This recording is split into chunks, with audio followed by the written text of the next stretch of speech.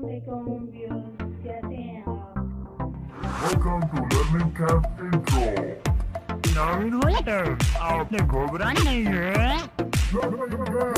और यहाँ मिलेगी उर्दू की क्लासें बिल्कुल फ्री। Learning Camp।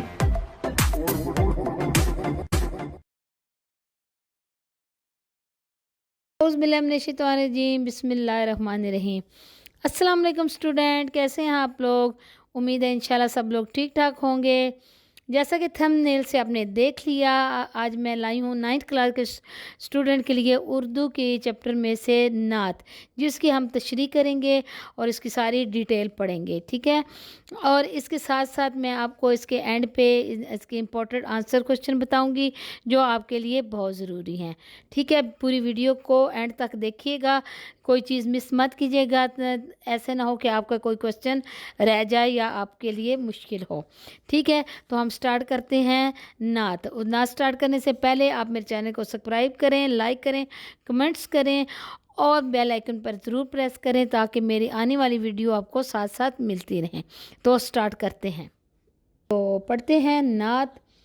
तो सबसे पहले हमने शायर के बारे में बतानी होती है थोड़ी सी डिटेल, कि उनके शायर का नाम उनका क्या था, वो कहाँ पैदा हुए थे, उनका तखल्लुस क्या था, उनकी थोड़ी सी उनके ज़िंदगी के बारे में थोड़ी सी इंट्रोडक्शन, ठीक है। जब भी आप किसी नज़म का ख़ुलासा करें या फिर किसी गज़ल का, तो उससे पहले आपने शायर का नाम और ये उसकी डिटेल थोड़ी सी ज़रूर बतानी होती है। तशरीह भी इसी तरह करते हैं, ठीक है। तो सबसे पहले मैं आपको शायर का बता दूं कि नात के शायर हैं अमीर मियानी, ठीक है।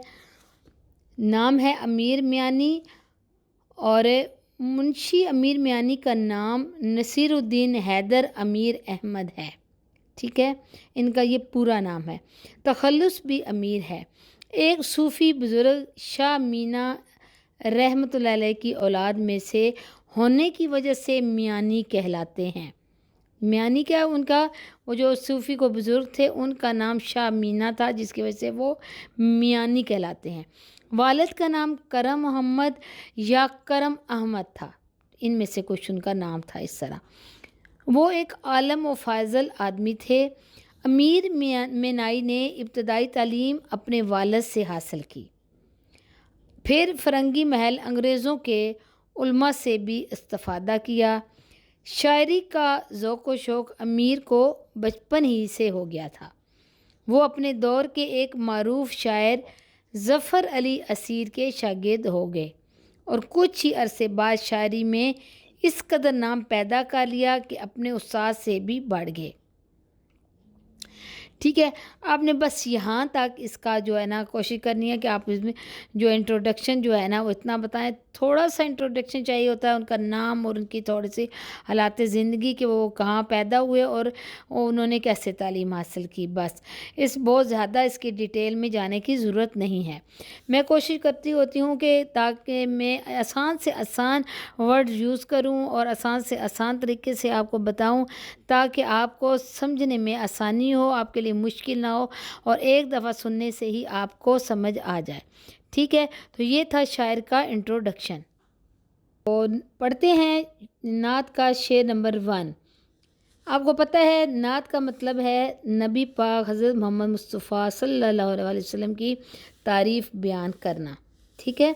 तो इसमें जो भी नात अभी हम पढ़ेंगे उसकी तशरीह करेंगे, वो सब नबी पाक सल्लल्लाहु अलैहि वसल्लम की तारीफ़ होगी, ठीक है। तो पढ़ते हैं शेर नंबर 1। सबा बेशक आती है मदीने से तू है, सबा बेशक आती मदीने से तू है, कि तुझ में मदीने के फूलों की बू है, ठीक है। ये है शेर नंबर 1। सबसे पहले हम इसके वर्ड्स मीनिंग करेंगे। ये मैं पहले भी बहुत दफ़ा बता चुकी हूँ कि जब भी आप कोई ये तशरीह लिखने लगें या फिर कोई सलीस करनी हो, आपने नसर करनी हो, तो सबसे पहले आपने वर्ड्स मीनिंग जो इम्पोर्टेंट होते हैं उनको अलग करना होता है। उसके बाद आप जब उनका तर्जमा कर लेंगे, आपको पता चल जाएगा उनकी मीनिंग क्या है, तो आपके लिए बहुत आसानी हो जाएगी तशरीह करने में, ठीक है। کیونکہ مشکل ورڈز کے اگر آپ کو مطلب نہیں آئیں گے تو آپ کو تشریح کرنے میں بھی مشکل ہوگی، ٹھیک ہے۔ تو کیونکہ تشریح کا مطلب ہوتا ہے کہ اپنے ورڈز میں اس کو آسان سے آسان کر کے بتانا، ٹھیک ہے۔ جب آپ شعر پڑھیں گے اس کے ورڈ میننگ آپ کو پتہ ہوں گے تو آپ اپنے سمپل زبان میں جو آپ کو سمجھ آ رہی ہو اس طرح آپ نے اس کو اپنے بیان کر دینا ہے، تو وہ آپ کی تشریح کمپلیٹ ہو جائے گی، ٹھیک ہے۔ تو اب ہم اس کے دیکھتے ہیں مشکل ورڈز کیا ہیں۔ صبا، صبا کا مطلب ہے صبح کی ٹھنڈی ہوا، ٹھیک ہے۔ بے شک، بغیر کسی شک و شبہ کے، اس میں مین یہ دو لفظ ہیں، صبا ہوا، بے شک، بغیر کسی شک و شبے کے، اور دوسرے اس میں کوئی ایسا ورڈز نہیں ہے کہ جس کا مطلب بتانا ہو۔ تو مفہوم اس کا کیا ہے اس شعر کا؟ اس میں شک نہیں کہ صبح کی ٹھنڈی ہوا مدینے سے آتی ہے، کیونکہ اس میں مدینے کے پھولوں کی خوشبو ہے، ٹھیک ہے۔ مفہوم اس شعر کا یہ تھا۔ تشریح میں کیا ہے کہ شاعر امیر مینائی اشعار کی صورت میں ثنائے مصطفیٰ کہہ رہے ہیں، مطلب کہ وہ اشعار کی صورت میں شعر بیان کر کے نبی پاک صلی اللہ علیہ وسلم کی تعریف کرتے ہیں، اور وہ کہتے ہیں کہ صبح چلتی ہے تو 400 خوشبو لیے ہوئے آتی ہے۔ وہ کہتے ہیں جب ہوا چلتی ہے تو ہر طرف سے خوشبو لے کے آتی ہے۔ وہ صبا وہ خوشبو سے مخاطب ہو کر کہتے ہیں اے صبا، مطلب اے ہوا، جب تو مدینے سے ہو کر آتی ہے تو تم میں بہت خوشبو رچی ہوئی ہوتی ہے۔ کہ وہ کہتے ہیں کہ شاعر نے تعریف کرتے ہوئے کہتے ہیں کہ اے ہوا کو ہوا سے مخاطب ہو کر کہہ رہے ہیں اے ہوا کہ جب تو آتی ہے تو مدینے کی خوشبو اپنے ساتھ لے کر آتی ہے، تیرے اندر مدینے کی خوشبو بسی ہوئی ہوتی ہے، بے شک تم میں ضرور خوشبو ہوگی۔ وہ کہتے ہیں ہوا کو بے شک تمہارے اندر اپنی بھی خوشبو ہوگی، کیونکہ تم میرے محبوب حضرت محمد مصطفیٰ صلی اللہ علیہ وسلم کی گلیوں سے ہو کر آتی ہو، ٹھیک ہے۔ تجھ میں ان گلیوں کی خوشبو شامل ہے، یہی وجہ ہے کہ تو خوشبو سے بھری ہوئی ہے۔ اصل میں شاعر یہاں پر صبا کی خوش بختی کا ذکر کرتے ہوئے ثنائے مصطفیٰ کہہ رہے ہیں، یعنی کہ وہ اس میں شاعر کا بیان ہے کہ وہ تعریف کر رہے ہیں ہوا کی، کہ وہ کہتے ہیں ہوا کو کہ تو مدینے کی طرف سے آتی ہے، مدینے کی ٹھنڈی ہوائیں، مدینے کی خوشبو، مدینے کی محبت اپنے ساتھ لے کے آتی ہے۔ جب تو آتی ہے تو محسوس ہوتا ہے کہ مدینے سے ہو کر آ رہی ہے، ٹھیک ہے۔ امید ہے آپ کو اس شعر کی سمجھ آ گئی ہوگی، میں نے بہت سمپل ورڈز میں آپ کو اس کا مطلب بتا دیا ہے، ٹھیک ہے۔ چلتے ہیں نیکسٹ شعر نمبر 2۔ سنی ہم نے طوطی و بلبل کی باتیں، تیرا تذکرہ ہے تیری گفتگو ہے، یہ ہے شعر نمبر 2۔ اس میں طوطی جو ہے وہ ایک پرندہ ہے، یعنی کہ طوطا اور اس کے مونس طوطی، ٹھیک ہے۔ تذکرہ ذکر کرنا، کس چیز کا کے بارے میں بتانا، گفتگو کا مطلب بات چیت، ٹھیک ہے۔ تو اس شعر کا مفہوم ہے کہ ہم نے بلبل اور طوطی کی باتیں سنی ہیں، وہ بھی نبی پاک صلی اللہ علیہ وسلم کی تعریف کرتی رہتی ہیں۔ اس کا مفہوم یہ ہے، اس شعر کا مفہوم ہے کہ سمپل آپ کو سمجھ پڑھ کے بھی آ رہی ہوگی کہ سنے ہاں ہم نے طوطی اور بلبل کی باتیں سنی، تیرا تذکرہ ہے تیری گفتگو ہے، وہ بھی تیرا ذکر کرتی رہتی ہیں۔ یہ شاعر نبی پاک صلی اللہ علیہ وسلم سے مخاطب ہو کر کہہ رہے ہیں، ٹھیک ہے۔ تو اس کی تشریح ہے، شاعر کہتا ہے کہ دنیا میں ہر ذی روح تذکرہ محمد صلی اللہ علیہ وسلم میں مصروف عمل ہے۔ شاعر کہتا ہے کہ دنیا میں ہر چیز محمد صلی اللہ علیہ وسلم کی تعریف کر رہی ہے، ان کا ذکر کر رہی ہے، ہر طرف ثنائے مصطفیٰ کی صدائیں گونج رہی ہیں۔ وہ کہتا ہے کہ ہر طرف نبی پاک صلی اللہ علیہ وسلم کی تعریف کی صدائیں، آوازیں گونج رہی ہیں۔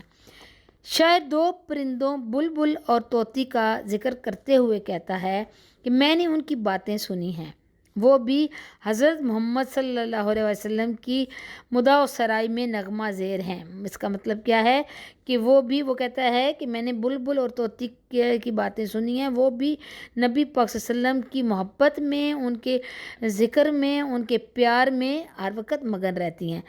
جس کے پاس بھی جائیں وہ رسالت مآب حضرت محمد مصطفیٰ صلی اللہ علیہ وسلم کا ہی ذکر کر رہا ہوتا ہے۔ شاعر کہتا ہے کہ جس کے پاس بھی آپ جائیں گے تو آپ دیکھیں گے کہ وہ حضرت محمد صلی اللہ علیہ وسلم کی تعریف یا ان کا ذکر کر رہا ہوگا۔ آپ صلی اللہ علیہ وسلم کے بارے میں ہی ہر جگہ گفتگو ہو رہی ہوتی ہے۔ کائنات کا ایک ایک ذرہ آپ صلی اللہ علیہ وسلم کی تعریف میں مشغول ہے۔ ٹھیک ہے، امید ہے آپ کو اس شعر کی بھی سمجھ آ گئی ہوگی۔ نیکسٹ ہے شعر نمبر 3۔ جیوں تیرے در پر مروں تیرے در پر، جیوں تیرے در پر مروں تیرے در پر، یہی مجھ کو حسرت یہی آرزو ہے۔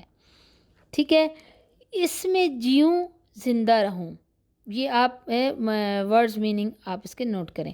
جیوں زندہ رہوں، در کہتے ہیں چوکھٹ کو، حسرت تمنا آرزو خواہش۔ ٹھیک ہے، تو یہ اس کے مشکل ورڈز تھے۔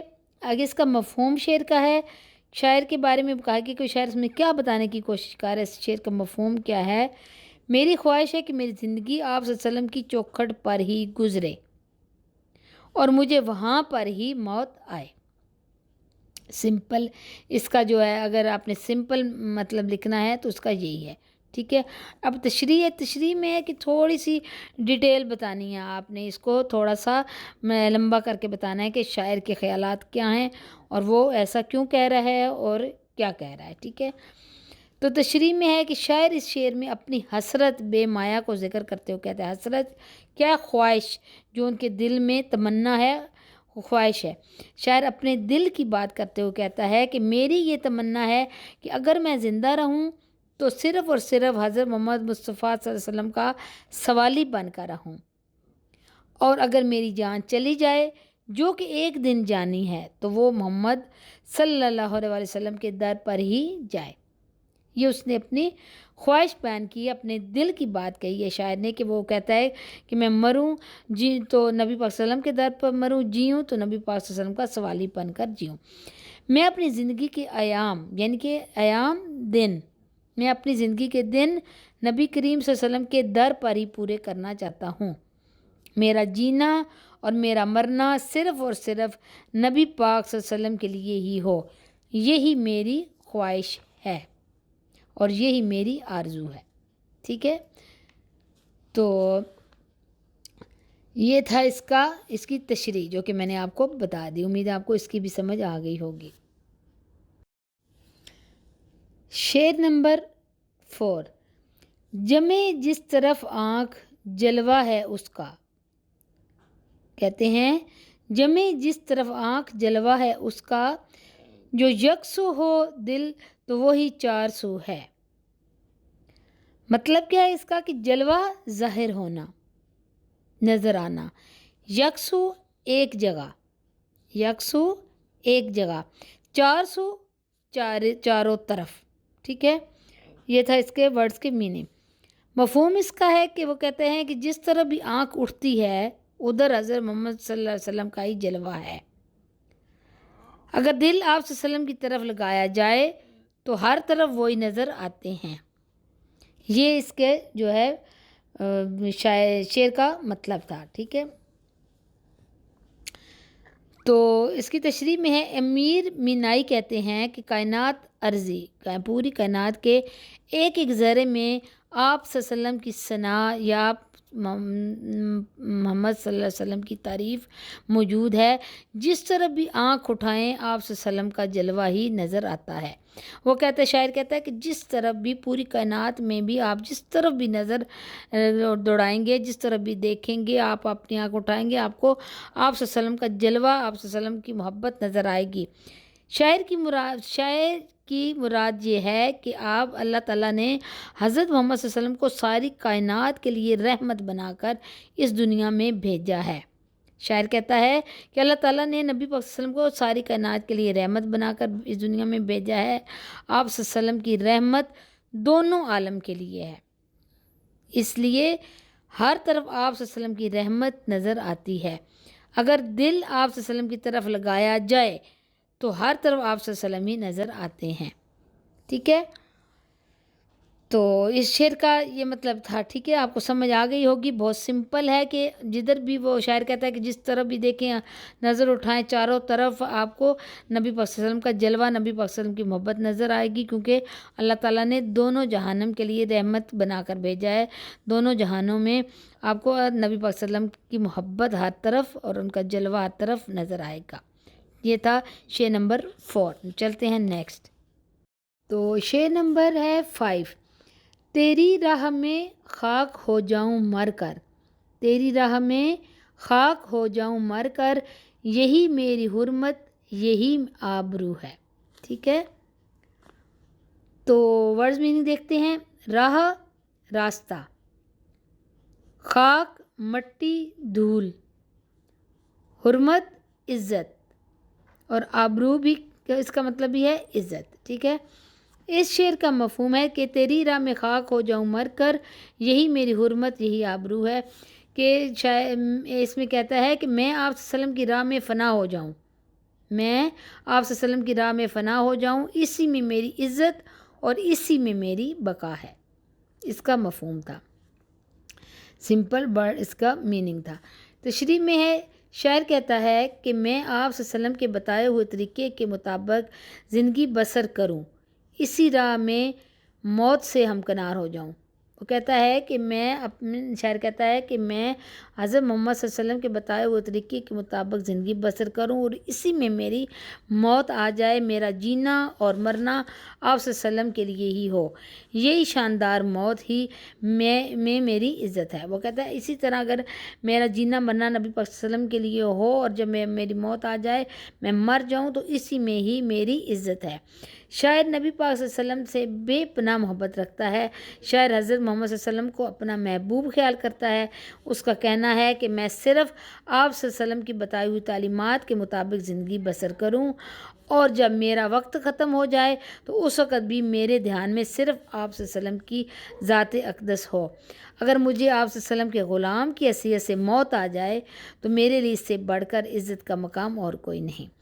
وہ کہتا ہے کہ میرا جینا مرنا نبی پاک صلی اللہ علیہ وسلم کے لیے ہو اور اگر مجھے آپ صلی اللہ علیہ وسلم کے غلام کی حیثیت سے موت آ جائے کہ میں ان کا غلام ہوں تو میرے لیے اس سے بڑھ کر عزت کا مقام اور کوئی نہیں. ٹھیک ہے، امید ہے آپ کو اس شعر کی بھی سمجھ آ گئی ہوگی. چلتے ہیں نیکسٹ. اب ہے شعر نمبر 6. یہاں ہے ظہور اور وہاں نور تیرا، یہاں ہے ظہور اور وہاں نور تیرا، مقام میں بھی تو لا مقام میں بھی تو ہے. ٹھیک ہے، تو اس میں ہے ظہور. ظہور کا مطلب ہے ظاہر ہونا، سامنے آنا.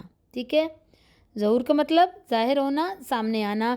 نور روشنی، لا مقام حدود سے باہر، لا مقام مکان کے اندر ہونا اور لا مقام دور ہونا، گھر سے دور ہونا. ٹھیک ہے، مطلب حدود سے باہر. مفہوم ہے اس شعر کا جو مطلب ہے، سمپل مطلب اس کا وہ ہے کہ اس دنیا میں حضرت محمد صلی اللہ علیہ وسلم ظاہر ہوئے. ظہور یہاں ہے، ظہور یعنی کہ یہاں حاضر ہوئے، ظاہر ہوئے، اور وہاں نور تیرا، اور دوسرے جہاں میں آپ کا نور ہے، آپ کی روشنی ہے. مقام میں بھی ہے، مطلب اس جہاں میں بھی ہیں، لا مقام میں بھی ہیں، اور دوسرے جہاں میں بھی آپ موجود ہیں، آپ کا جلوہ موجود ہے. ٹھیک ہے، تو یہ اس کا مطلب تھا. آگے ہے تشریح. انسان جسد خاکی رکھتا ہے، یعنی کہ انسان کے جو جسم ہے وہ ختم ہونے والا ہے، جبکہ حضور اکرم صلی اللہ علیہ وسلم نور ہیں. شاعر کہتا ہے کہ آپ صلی اللہ علیہ وسلم اس دنیا میں بشکل انسانی نمودار ہوئے، یعنی کہ وہ شاعر کہتا ہے کہ نبی پاک صلی اللہ علیہ وسلم اس دنیا میں انسانی شکل کی صورت میں نمودار ہوئے. اللہ تعالیٰ نے انسانوں کو تعلیم دینے کے لیے حضرت محمد صلی اللہ علیہ وسلم کو انسانی شکل میں اس دنیا میں پیدا کیا، جبکہ دوسری دنیا میں آپ صلی اللہ علیہ وسلم کی حیثیت نور ہے. وہ کہتے ہیں کہ دنیا میں انسان کی شکل میں نبی پاک صلی اللہ علیہ وسلم آئے، لیکن دوسری دنیا میں وہاں پہ نبی پاک صلی اللہ علیہ وسلم نور کی شکل میں موجود ہیں. دونوں جہاں آپ سے فیض یاب ہوئے ہیں، یعنی کہ دونوں جہانوں میں آپ کا فضل ہے، کرم ہے. شاعر کی مراد یہ ہے کہ آپ صلی اللہ علیہ وسلم بشری بھی ہیں اور نوری بھی. بشری مطلب انسان جو دنیا میں ہیں، اور نوری نور جو اللہ تعالیٰ کے پاس ہیں۔ وہ کہتے ہیں نبی پاک صلی اللہ علیہ وسلم دونوں صورتوں میں موجود ہیں، بشری بھی اور نوری بھی۔ اس دنیا میں آپ صلی اللہ علیہ وسلم اپنی بشری حیثیت سے آئے، بشری حیثیت شکل میں، انسان کی شکل میں آئے، اور آخرت کی زندگی میں آپ صلی اللہ علیہ وسلم کی حیثیت نوری ہے، یعنی کہ آپ صلی اللہ علیہ وسلم نور کی صورت میں وہاں موجود ہیں۔ ٹھیک ہے، امید ہے آپ کو اس شعر کی بھی سمجھ آ گئی ہوگی۔ تو چلتے ہیں نیکسٹ۔ یہ ہے شعر نمبر 7۔ جو بے داغ لالا جو بے خار گل ہے، جو بے داغ لالا جو بے خار گل ہے، وہ تو ہے وہ تو ہے وہ تو ہے وہ تو ہے۔ ٹھیک ہے، بے داغ بغیر داغ کے، بے داغ، ایک تو داغ ہوتا ہے، نشان ہوتا ہے، بے ساتھ لگا لیں، بے داغ ہو جاتا ہے، مطلب بغیر نشان کے، بغیر داغ کے۔ لالا ایک سرخ رنگ کا پھول ہے، ٹھیک ہے، بے خار بغیر کانٹے کے، خار کہتے ہیں کانٹے کو، بے خار بغیر کانٹے کے، گل، گل کا مطلب ہے پھول، ٹھیک ہے۔ تو اس شعر کا مطلب ہے آپ صلی اللہ علیہ وسلم کی ذات بابرکات بغیر داغ کے لالا کے پھول جیسی ہے، ٹھیک ہے، بغیر لالا کے پھول جیسی ہے کہ جس میں داغ ہوتا ہے، اس کے داغ کے بغیر ہے، بغیر داغ کے لالا کے پھول جیسی ہے، اور بغیر کانٹے کے گل جیسی ہے، کہ یعنی کہ پھول کی طرح ہیں جس کے ساتھ کانٹا نہیں ہوتا، ٹھیک ہے۔ پھر بتا دوں اس کا مطلب کہ آپ صلی اللہ علیہ وسلم کی ذات برکات بغیر داغ کے ہے، جو جیسے کہ لالا کے پھول، یہ ایک پھول ہے بہت خوبصورت، اس میں داغ ہوتا ہے، وہ کہتا ہے کہ اس پھول جیسی ہے کہ جس میں داغ نہیں ہے، اور اس پھول جیسی ہے جس میں کوئی کانٹا نہیں۔ تو تشریح اس کی شاعر کہتا ہے کہ لالا کا پھول جو اپنی خوبصورتی اور رعنائی میں بہت نہایت اہمیت کا حامل ہے، ٹھیک ہے، وہ کہتے ہیں لالا کا ایک پھول ہے جو کہ بہت خوبصورت ہوتا ہے، لالا کے پھول کی رعنائی اپنی خوبصورتی کے باعث دنیا میں لاسانی ہے۔ وہ کہتے ہیں لالا کا پھول ایک ایسا پھول ہے جو پوری دنیا میں اپنی خوبصورتی کی وجہ سے بہت مشہور ہے، لیکن اس میں ایک کمی ہوتی ہے کیونکہ اس میں ایک داغ ہوتا ہے، ٹھیک ہے۔ وہ کہتے ہیں کہ لالا کا ایک پھول ہے جو کہ بہت خوبصورت ہے، پوری دنیا میں مشہور ہے، لیکن اس میں ایک داغ ہے۔ اسی طرح دوسرے پھول جو خوبصورتی میں کمال درجہ رکھتے ہیں، لیکن دوسرے پھول ہوتے ہیں جو بہت خوبصورت، جیسے گلاب کا پھول ہے، ویسے کتنا خوبصورت وہ پھول ہے، لیکن اس کے ساتھ کانٹے بھی ہوتے ہیں جو ہاتھوں کو زخمی کر دیتے ہیں۔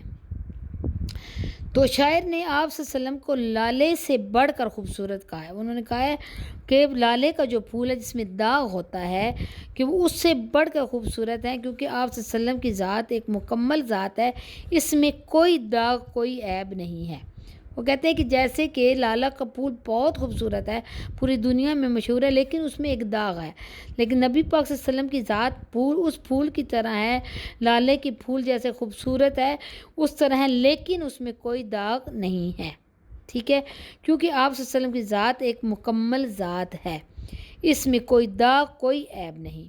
اسی طرح پھولوں کے ساتھ کانٹے بھی ہوتے ہیں، لیکن آپ ایسے پھول کی مانند ہیں جن کے ساتھ کوئی کانٹا نہیں۔ وہ کہتے نبی پاک صلی اللہ علیہ وسلم کو پھول سے ملاتے ہوئے کہتے ہیں کہ آپ ایسا پھول ہیں جس کے ساتھ کوئی کانٹا نہیں، جس میں کوئی داغ نہیں۔ آپ صلی اللہ علیہ وسلم کی ذات رحمت ہی رحمت ہے، آپ صلی اللہ علیہ وسلم رحمت کی عملی تصویر ہیں، انسان کامل ہونے کا شرف صرف حضرت محمد صلی اللہ علیہ وسلم کو ہی حاصل ہے۔ انسان کامل مطلب جو کہ صحیح انسان جس کو کہتے ہیں مکمل انسان، وہ کہتے ہیں نبی پاک صلی اللہ علیہ وسلم ہی ہیں جن میں نہ کوئی داغ ہے، نہ کوئی کانٹا ہے، نہ کوئی عیب ہے، کیونکہ نبی پاک حضرت محمد صلی اللہ علیہ وسلم سے بڑھ کر کوئی نہیں، جن کے لیے اللہ تعالیٰ نے دونوں جہان بنائے، پوری کائنات بنائے، ٹھیک ہے۔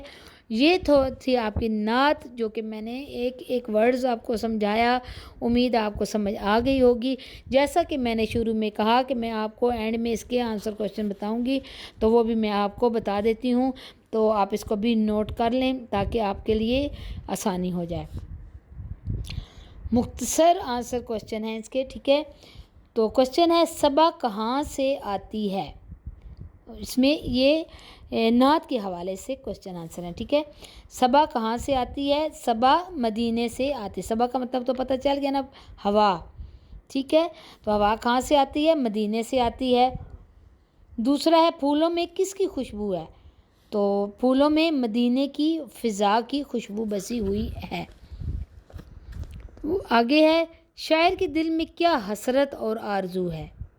اور شاعر کے دل میں کیا حسرت ہے, کیا آرزو ہے, وہ کیا چاہتا تھا شاعر؟ شاعر کے دل میں حسرت ہے کہ میری جتنی بھی زندگی ہے وہ نبی پاک صلی اللہ علیہ وسلم کے در پر بسر ہو, اور جب مجھے موت آئے تب بھی میں آپ صلی اللہ علیہ وسلم کی چوکھٹ پر ہی ہوں, یعنی میرا جینا اور مرنا نبی پاک صلی اللہ علیہ وسلم کے لیے ہو. ٹھیک ہے, آگے ہے کوشچن شاعر اپنی حرمت و ابرو کس بات میں خیال کرتا ہے؟ اب وہ حرمت و ابرو میں نے آپ کو بتایا کہ عزت اور جو ہے اس کی خواہش. ابرو عزت اور خواہش دونوں کا مطلب عزت ہی, حرمت اور ابرو کا مطلب عزت میں ہی شمار ہوتا ہے. ٹھیک ہے, تو وہ کہتا ہے شاعر اپنی حرمت و ابرو کس بات میں خیال کرتا ہے؟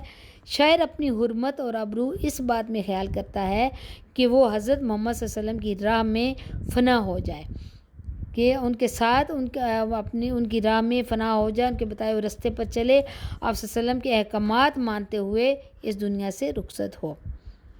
وہ کیا کہتا ہے؟ شاعر کی حرمت اور ابرو کس بات میں وہ خیال کرتا ہے؟ وہ کہتا ہے میری حرمت اور ابرو اس خیال میں ہے کہ میں نبی پاک صلی اللہ علیہ وسلم کے بتائے ہوئے رستے, ان کے بتائے حکم پر چلوں اور اس میں ہی میری زندگی فنا ہو جائے. ٹھیک ہے, نیکسٹ ہے طوطی اور بلبل کس کا ذکر کرتے ہیں؟ طوطی اور بلبل بھی آپ صلی اللہ علیہ وسلم کا ذکر کرتے ہیں.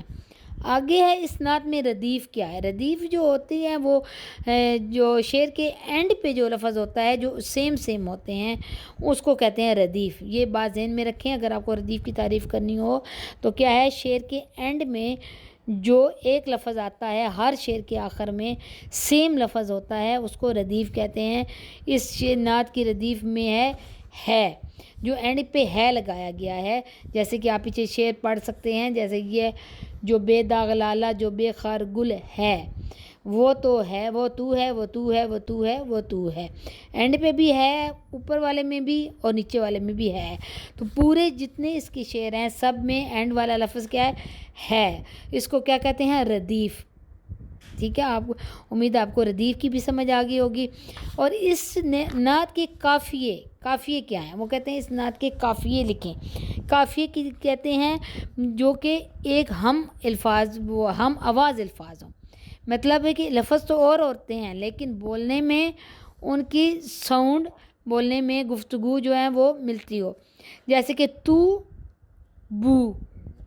اور بو بولنے میں ان کا ساؤنڈ ایک جیسا ہے, لیکن تو اور بو, گفتگو, آرزو, سو اور آبرو. دیکھیں آپ آخر میں واو ہے, تو بو میں بھی گفتگو, آرزو میں بھی اور سو اور آبرو میں بھی, ان سے یہ ساؤنڈ میں ایک جیسے ہیں تو ان کو کہتے ہیں قافیے. ردیف ایک الفاظ جو سب میں ہو اور قافیے جو ہیں وہ ملتے جلتے ورڈز. ٹھیک ہے, تو یہ اس کے تھے کوشچن آنسر جو میں نے آپ کو بتا دیے. اور ایک کوشچن ہے لالے کے بے داغ اور گل کے بے خار ہونے سے کیا مراد ہے؟ یہ میں نے آپ کو بہت ڈیٹیل کے ساتھ بتایا ہے کہ لالے کے بے داغ اور گل کے بے خار. لالا تو میں نے آپ کو بتایا کہ پھول ہے جو دنیا بھر میں مشہور ہے, اور بے داغ لالے کے بے داغ کہ لالے کے پھول میں ایک داغ ہوتا ہے.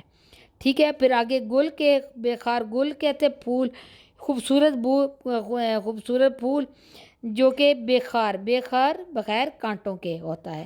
اس سے کیا مراد ہے؟ آگے میں اس کو پھر بھی آپ کو اس کی بتا دیتی ہوں آنسر. لالا کا پھول جو اپنی خوبصورتی اور رعنائی میں نہایت اہمیت کا حامل ہے. لالا کے پھول کی رعنائی اپنی خوبصورتی کے باعث دنیا میں لاسانی ہے. وہ کہتے ہیں کہ لالا کا پھول دنیا میں بہت مشہور ہے لیکن اس میں ایک کمی ہوتی ہے کہ اس میں ایک داغ ہوتا ہے. اسی طرح دوسرے پھول جو خوبصورتی میں بہت کمال درجہ رکھتے ہیں، جن دوسرے پھول جو کہ خوبصورتی میں بہت پیارے ہوتے ہیں لیکن ان کے ساتھ کانٹے ہوتے ہیں جو ہاتھ کو زخمی کر دیتے ہیں۔ یہ تھا لالے کے داغ، خوبصورت پھول جو دنیا میں مشہور ہے اس میں ایک داغ ہے، اور گل کے بے خار یعنی کہ وہ پھول جو خوبصورت ہیں لیکن اس کے ساتھ کانٹے ہوتے ہیں، دونوں کا یہ مطلب ہے۔ امید آپ کو سمجھ آ گئی ہوگی، میں نے آپ کو ان کے شارٹ آنسر کوسچن بھی بتا دیے، تشریح بھی بتا دی۔ تو آپ میرے چینل کو سبسکرائب کریں، لائک کریں، کمنٹس کریں، جو بھی آپ کو مشکل لگے آپ مجھے کمنٹس کر کے بتا سکتے ہیں، مجھ سے پوچھ سکتے ہیں۔ تو ملتے ہیں نیکسٹ ویڈیو میں، اجازت دیں، اللہ حافظ۔